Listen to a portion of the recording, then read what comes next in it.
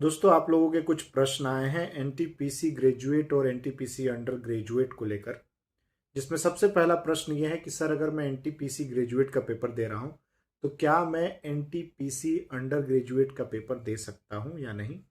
क्या कोई मुझे नोटिस आ सकती है इसके लिए? तो पहला मेरा ये जवाब है कि नहीं, आप बिल्कुल दोनों पेपर दे सकते हैं और इसके लिए कोई भी लीगल नोटिस आपको या शोकॉज नोटिस आपको रेलवे नहीं भेजेगा। आप दोनों के लिए ही एलिजिबल हैं, दोनों ही परीक्षा आप दे सकते हैं।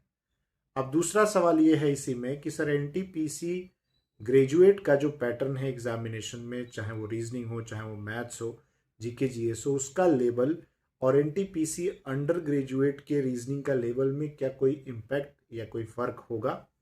तो जाहिर सी बात है कि जो सवाल हैं वो अंडर ग्रेजुएट में ग्रेजुएट से थोड़े से कम होंगे, इन द सेंस कि उसका जो वैल्यूएशन होगा, जो उसकी टफनेस होगी, वो और कम होगी। जैसे मैं आपको उदाहरण के तौर पे रीजनिंग में बताता हूँ।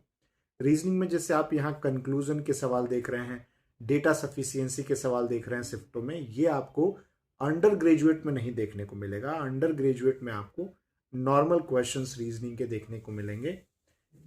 एक आधा किसी शिफ्ट में अगर आ गया तो आ गया, मुझे जैसा लगता है, अदरवाइज ये आपके किसी शिफ्ट में देखने को आपको नहीं मिलेगा।